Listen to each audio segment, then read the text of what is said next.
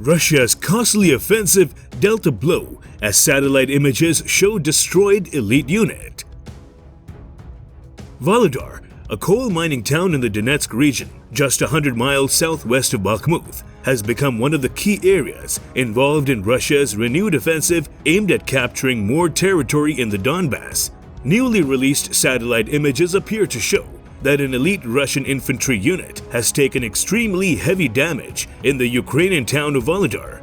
Up to 10 armored vehicles belonging to Russia's 155th Naval Infantry appear to have been destroyed in a costly offensive, images released by British military intelligence have revealed.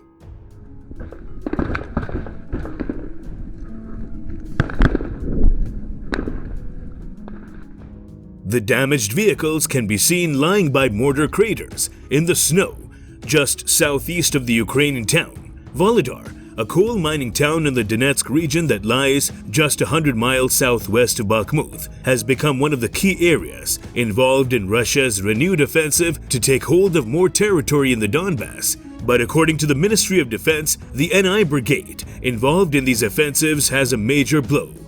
It said in a statement, these vehicles were likely elements of Russia's 155th Naval Infantry NI Brigade, which has been at the forefront of recent costly offensives.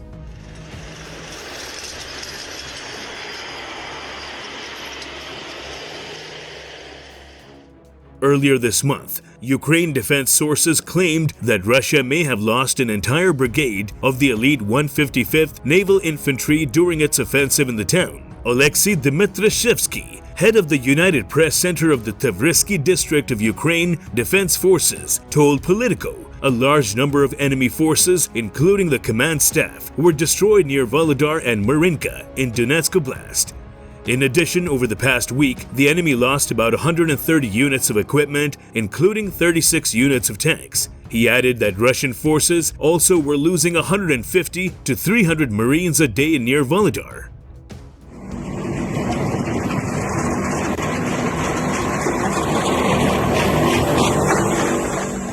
According to the Institute for the Study of War, Russian tactical failures near Vuhledar have likely dealt a blow to the Russian ultra-nationalist community's belief that the Kremlin is capable of launching a decisive offensive operation. Meanwhile, pro-Moscow military bloggers have been lashing out at the Russian command for sending in elite troops in frontal attacks.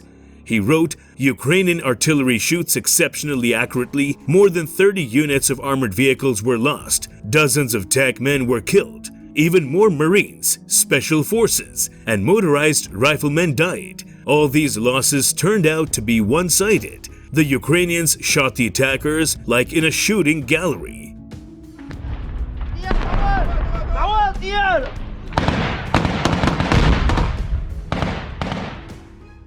But in an interview with the Russian website 7x7 published on February 13, a man identified as a member of the 3rd Company of the 155th Brigade claimed that just 8 members of the unit survived the assault near the town earlier this month. He argued that up to 500 soldiers in total could have been killed.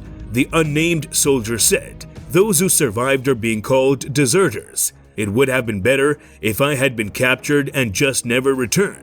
Moods are the worst. They wasted 500 people already, maybe more."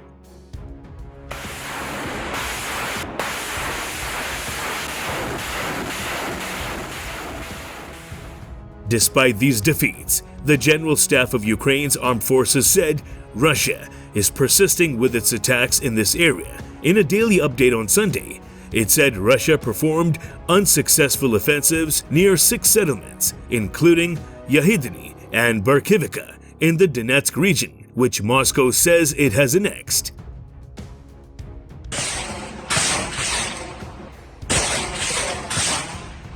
Meanwhile, Russian forces are continuing to storm Ukrainian positions near Vuhledar, Avdiivka, and Bakhmut. On Sunday alone, Russian troops reportedly shelled the areas of 22 settlements along the section of the front line in Donetsk. According to military experts, Russia appears to be interested in taking Vuhledar due to its relatively high elevation, which makes it optimal for staging artillery and rocket systems. Taking control could give the Russians access to the east-west T-0509 highway, which leads onto a larger highway linking the port of Mariupol and the major city of Donetsk.